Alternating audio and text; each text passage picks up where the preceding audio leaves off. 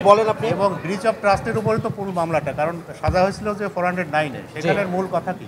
প্রথম কথা এনট্রাস্টমেন্ট থাকতে হবে, সেকেন্ড কথা মিস অ্যাপ্রোপ্রিয়েশন থাকতে হবে, থার্ড কথা কনভার্সন থাকতে হবে, ফোর্থ কথা আইনের ব্যত্যয় ঘটায় কিছু করতে হবে। এই জিয়া অরফানেজ ট্রাস্ট মামলা অ্যাকচুয়ালি পার্ট হচ্ছে দুইটা। একটা হচ্ছে 1991 থেকে 1993 সাল পর্যন্ত এবং 1993 সাল থেকে 2007 পর্যন্ত। দুইটা যদি ভাগে ভাগ করি তাহলে দেখা যাবে যে বেগম জিয়ার পার্টটা ছিল 1991 থেকে 93। সেই পার্টে কী ছিল যে কুয়েতের আমির কিছু টাকা পাঠাইছিল বাংলাদেশি টাকায় 4,44,00,000 টাকা। তো এই টাকার মধ্যে যে টাকাটা রাখা হয়েছিল প্রথমে প্রধানমন্ত্রীর ত্রাণ তহবিল। এটা কিন্তু কোনো ব্যক্তিগত ভাবে কেউ ইউজ করেনি, প্রধানমন্ত্রীর ত্রাণ তহবিলে রাখা হলো। এরপরে 1993 সাল জিয়া অরফানেজ ট্রাস্ট নামে একটা ট্রাস্ট গঠন করলো অ্যাকর্ডিং টু ল। সেই ট্রাস্টে এই টাকাটা ট্রান্সফার করে দিলেন, প্রধানমন্ত্রীর ত্রাণ তহবিল থেকে ওই ট্রাস্টে ট্রান্সফার করে দিলেন। অর্থাৎ এই তৎকালীন প্রধানমন্ত্রী বেগম খালেদা জিয়ার পার্ট কিন্তু এটুকুই। উনি কিন্তু কোনো মিস অ্যাপ্রোপ্রিয়েশন বা কনভার্ট বা আইনের ব্যত্যয় ঘটে এমন কোনো কাজ কিন্তু করেন নাই। যে এমনকি যদি এইটা মসজিদ বা মন্দির গঠন করতো সেখানেও বলা হতো যে উনি কনভার্ট করেছে, সেটাও কিন্তু করে নাই। ওনাকে টাকাটা দেওয়া হয়েছিল ট্রাস্ট গঠনের জন্য, এতিমদের ট্রাস্ট গঠনের জন্য। উনি আলটিমেটলি এই টাকাটা এতিমদের ট্রাস্টেই দিয়ে। এরপরের পার্টটা আসছে যে 1993 থেকে 2007 পর্যন্ত। এই সময় টাকাটা ওই ট্রাস্টিরা করলো কি, এখানে কিন্তু বেগম জিয়ার পার্ট কিন্তু ওখানে ক্লোজ 93। এরপরে যারা ট্রাস্টি তারা কয়েকজনকে দায়িত্ব দিল যে কিছু জমি কেনার জন্য ট্রাস্টের সাথে। সেই টাকাটা ওই কাজী সলিমুল বা কামাল উদ্দিন সিদ্দিকী এরা বিভিন্নভাবে এদের অ্যাকাউন্টে গেছে, ফান্ডে গেছে, কিন্তু আলটিমেটলি দেখা গেল যেটা মূল ভিত্তিতে নাই, বাট তারা ডিফেন্স উইটনেস দিয়ে প্রমাণ করল। সেটা হচ্ছে যে এইটা একটা ট্রাস্টের জমি কেনার জন্যই তারা এইটা একটা বায়না করে। সেই বায়নাটা 2007 সালের গভর্নমেন্ট চেঞ্জ হওয়ার পরে ওই জমিটার কেনা হলো না।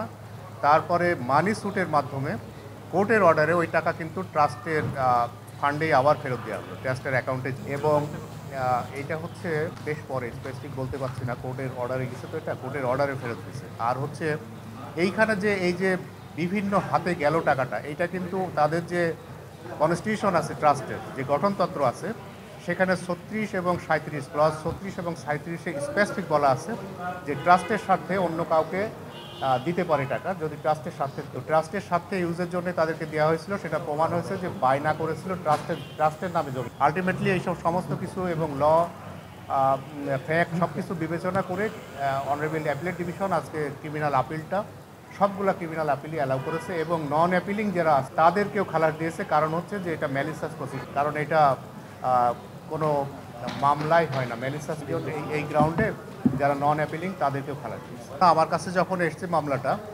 তখন as a lawyer of the Bangladesh, আমরা কিন্তু অ্যাটর্নি জেনারেলদের মতোই একই রকম, যে অ্যাটর্নি জেনারেল অফ বাংলাদেশ যেমন, দুদকের ভূমিকাটাও এক। সেই ক্ষেত্রে আমার হাতে যখন এসছে, আমার কাজ হচ্ছে অ্যাজ এ কোর্ট অফিসার কোর্টের সামনে সঠিক তথ্যটা তুলে ধরা।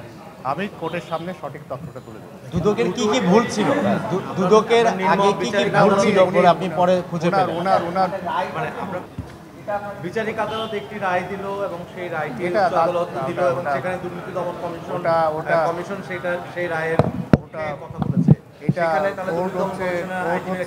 কোর্ট হচ্ছে সবসময় স্বাধীন। কোর্ট আগের কোর্টগুলো তাদের বিবেচনায় তারা দিয়েছে, কিন্তু আলটিমেটলি যেটা লাস্ট কোর্ট এবং আজকে 5 জন বিচারপতি একসাথে বসে যে নিচের কোর্টের অর্থাৎ হাইকোর্ট ডিভিশন এবং ট্রায়াল কোর্টের রায়গুলোতে ভুল পেয়েছে, যে কারণে এটা দিয়েছে। এটা করতে পারে প্রত্যেকটা কোর্টে। আমরা ওইটাই জানতে চাচ্ছি যে দুদক আগে যে আইনজীবী যারা ছিলেন যেটার বিরুদ্ধে তাদের সাবমিশনের প্রেক্ষিতেই তো রায় হয়েছিল, তাদের ভুলের জায়গাগুলো কি ছিল, আপনি পরে কি পেলেন? এটা তো হচ্ছে অ্যাকচুয়ালি দুদক তো ডাইরেকশন দিক বা না দিক, আইনজীবীর স্বাধীনতা আছে according to fact, according to law submit করা। এর আগের লয়ার সে যেটা মনে করেছে, কিন্তু আমার কাছে যখন এসছে আমি এই ভুলগুলো পেয়েছিলাম। কি ভুল পেয়েছেন একটু? না কোর্টকে মিসইন্টারপ্রেট করবে কেন? এটা একটা অভিযোগ দিয়েছিল, অভিযোগটা আলটিমেটলি শেষ পর্যন্ত দেখা গেল যে ঠিক। আপনার কাছে যখন মামলাটা আসলো আপনি কি ভুল পেলেন? আপনার কাছে মামলাটা আসার সময় আপনি কি ভুল পেলেন?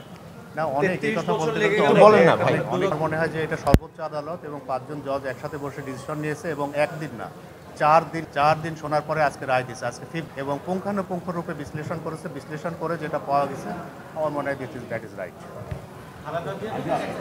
খালেদা জিয়ার ব্যাপারে আমি বলি, খালেদা জিয়ার ব্যাপারে যদি বলেন, বেগম খালেদা জিয়ার কেস প্রাথমিক ইনিশিয়াল স্টেজেই কোয়াশ হয়ে যাওয়া উচিত।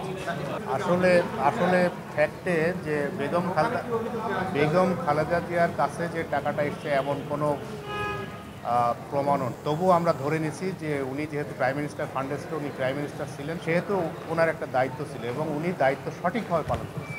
এখানে কি বিচ অফ ট্রাস্ট হয়েছে? আত্মসাত হয়নি এবং কনভার্ট হয়নি। আসিফ ভাই, কোনো ব্রিচ অফ ট্রাস্ট হয়েছে এখানে? না, নো। এটা একটু বলেন আপনি। এবং ব্রিচ অফ ট্রাস্টের উপরে তো পুরো মামলাটা, কারণ সাজা হয়েছিল যে 409-এ। সেখানের মূল কথা কি?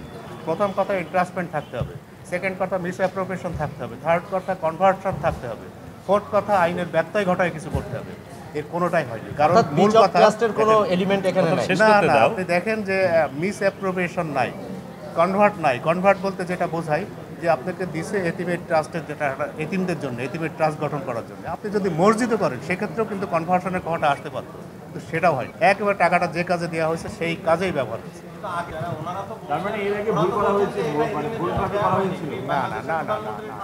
না, এটা এতিমদের জন্যই দেওয়া হয়েছে। শুধুমাত্র ওই সময় কোনো ব্যবস্থা ছিল না বলে প্রধানমন্ত্রীর ফান্ডে রাখা হয়েছে, আর কিছুই না। গ্রাম তহবিলে রাখা হয়েছে, আর কিছুই না। টাকাটা ওই অ্যাকাউন্টে রাখা হয়েছে। এই জন্য তো বলছি যে আলটিমেটলি কেসটা প্রাথমিক স্টেজে করতে হবে। হ্যাঁ, ম্যালেসিয়া।